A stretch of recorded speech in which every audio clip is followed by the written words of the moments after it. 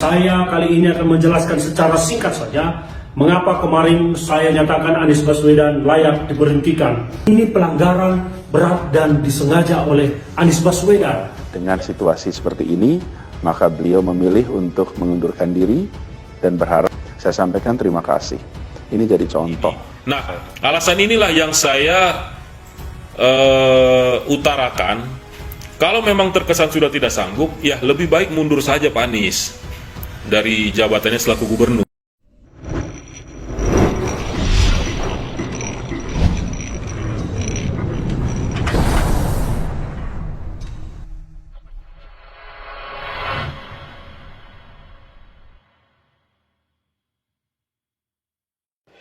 Pejabat Pemprov DKI mundur, DPR minta Anies Baswedan introspeksi.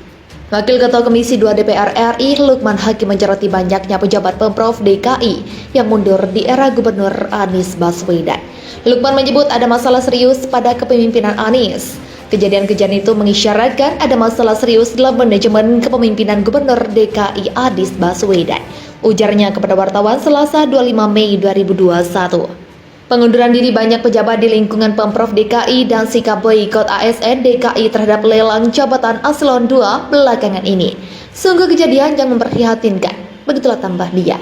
Dia bilang sebaiknya Kemendagri, KASN, dan BKN mulai melakukan kajian mendalam atas masalah-masalah di dalam birokrasi Pemprov DKI sehingga bisa mengetahui penyebab mundurnya para pejabat itu. Apakah terkait langsung dengan kapasitas manajerial kepemimpinan Gubernur Anies atau terkait dengan sikap kepemimpinan Gubernur yang mengganggu kondusivitas lingkungan kerja Pemprov? Semua perlu dicari agar masalahnya secara terang. Begitulah ucapnya. Terpenting kata dia, pihak-pihak yang memiliki kewenangan terhadap pembinaan pemerintah, daerah, dan ASN perlu segera turun tangan. Dia tak ingin kejadian di DKI dibiarkan berlarut agar pelayanan pemerintah kepada rakyat tidak berlama-lama terganggu. Kepada Gubernur Anies, saya minta agar melakukan introspeksi.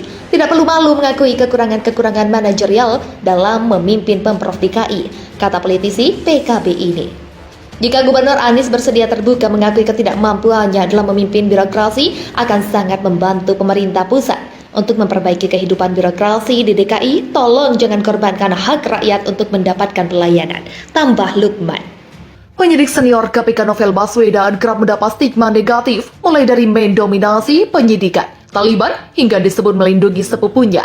Gubernur DKI Jakarta Anies Baswedan yang dituding korupsi. Terkait semua tudingan tersebut, dia menjelaskan bahwa pola kerja di KPK berlapis dan masing-masing bekerja dengan integritas. Tanpa intervensi, di sana ada Direktorat Pengaduan, Penyelidikan, Penyidikan, Penuntutan, dan lainnya. Hasil penyelidikan untuk ditingkatkan menjadi penyidikan, kata dia, harus melalui mekanisme ekspos. Di forum itu akan hadir Satgas Penyidikan, Penuntutan, para direktur, deputi, hingga pimpinan KPK. Dalam forum ekspos yang selalu berlangsung terbuka biasa diwarnai perdebatan. Semua merujuk pasal 44 yang menyebutkan soal syarat terpenuhinya dua bukti untuk sebuah penyelidikan dapat naik ke penyidikan. Semua bisa diukur, direkam, dan ada notulensinya. Saya sebagai penyidik bisa turun ketika penyelidik sudah mulai bekerja, tetapi ketika mereka sedang bekerja, saya tidak bisa mengatakan maju atau mundur, berhenti atau lain-lain. Itu mekanisme dilakukan oleh masing-masing bidang pekerjaan di bawah kendali dari strukturalnya. Jelas Novel, seperti dikutip Detikom, Rabu 19 Mei 2021. Jadi kalau dikatakan bahwa ada yang mengatur dan lain-lain itu sulit dipahami, artinya itu hayalan saja, kata Novel Baswedan yang pernah berdinas di kepolisian dengan pangkat terakhir Komisaris alias Mayor. Terkait dugaan korupsi di Pemprov DKI yang disebut-sebut melibatkan Gubernur Anies Baswedan, Novel tak menjelaskan apakah benar ada pengaduan resmi terkait isu tersebut. Hanya saja bila memang ada dan lanjut ke tahap penyidikan, dapat dipastikan bahwa dirinya tak akan ikut serta menangani perkara tersebut. Saya harus mengatakan diri saya konflik of interest, sehingga saya tidak boleh menangani. Karena konflik of interest itu bukan berarti tidak mampu mengendalikan integritas, tetapi itu suatu keadaan dalam rangka melindungi integritas agar dapat terjaga. Begitulah jelasnya. Soal mekanisme penanganan perkara itu diakui Novel menjadi salah satu pertanyaan dalam tes wawasan kebangsaan. Kepada si penguji, dia menjelaskan hal serupa dan menegaskan bahwa si pemberi informasi seolah dirinya menentukan sendiri penyidikan di KPK adalah sangat tidak benar. Anggota DPR sebut laporan Novel Baswedan CS sebagai keinginan bertempur dengan pimpinan KPK. Buntut dari polemik tes wawasan kebangsaan membuat penyidik senior Komisi Pemberantasan Korupsi Novel Baswedan beserta ke-74 pegawai lainnya melaporkan Ketua Lembaga Anti Rasuah Firly Bahuri ke Dewan Pengawas. Langkah ini pun dinilai sebagai keinginan kedua belah pihak untuk bertempur. Hal tersebut diungkapkan oleh anggota Komisi 3 DPR RI fraksi PPP Arsul Sani. Pada awalnya Arsul menilai pelaporan tersebut merupakan langkah yang benar. Kalau kita melihatnya dari jalur formal yang ada, maka kemudian pegawai KPK, pimpinan KPK, atau bahkan masyarakat sipil melakukan atau mengajukan aduan. Laporan ke Dewas itu adalah sesuatu yang benar, ujar Arsul di Jakarta Rabu 19 Mei 2021. Artinya itu harus dianggap sesuatu yang biasa saja kalau ada katakanlah pimpinan KPK yang diduga lakukan pelanggaran kode etik. Meski demikian, Arsul mempertanyakan tindakan para pegawai KPK tersebut untuk mendorong penyelesaian atau tidak. Ia pun menilai lebih baik kedua belah pihak untuk membicarakan kelanjutan kepada 75 pegawai KPK ini seperti apa. Tapi dalam konteks kekinian KPK, persoalannya adalah kalau kemudian ada laporan balik, apa itu akan mendorong sebuah penyelesaian balik atau tidak? Begitulah lanjutnya. Kenapa kok kemudian tidak? Katakanlah, dalam situasi tidak sehat, tidak kondusif itu yang dipilih oleh kedua belah pihak yang paling berkepentingan. Di sini yakni pegawai KPK dan pimpinan KPK itu adalah sambil mengembangkan opsi penyelesaian atas yang 75 pegawai itu yang paling bagus. Itu runtutannya seperti apa? Jelas Arsul seharusnya begitu. Atas dasar itu, Arsul menyebut bahwa pihak pegawai dan para pimpinan KPK ini terkesan seperti ingin memilih untuk terus bertempur ketimbang mencari jalan tengah. Jika hal itu berlanjut terus-menerus akan semakin mempersulit penyelesaian masalah. Tetapi sekali lagi meskipun tidak salah secara prosedural, kalau yang dipilih itu adalah terus-menerus bertempur dari sisi pegawai yang 75 atau dari sisi pimpinan, ya itu akan mempersulit penyelesaian. Tutup Arsul. Tapi ini berpeluang kepada mereka. Kalau kemudian kita terlalu mengintervensi, itu nanti salah pula. Wakil Ketua DPD RI Sultan Bahtiar dan Jamuddin menyoroti pernyataan penyidik KPK Novel Baswedan terkait dugaan penyimpangan bantuan sosial COVID-19 yang nilainya mencapai 100 triliun.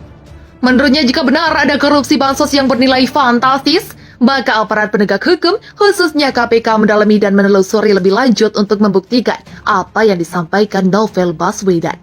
Jika memang terbukti memiliki indikasi kuat terhadap penyimpangan dana yang berkaitan dengan penanganan pandemi COVID-19, maka seluruh pihak aparat hukum mesti mengambil tindakan, ujar Sultan kepada wartawan Rabu 19 Mei.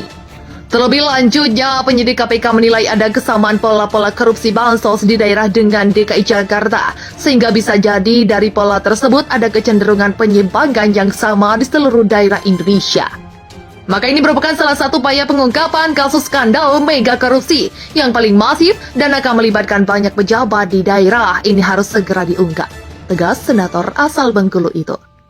Kendati demikian, Sultan berharap pernyataan Novel jangan dikaitkan dengan situasi polemik hasil tes wawasan kebangsaan. Sebab sebagai suatu institusi, kata dia, KPK harus tetap melaksanakan tugas penegakan hukum dalam memberantas korupsi secara profesional.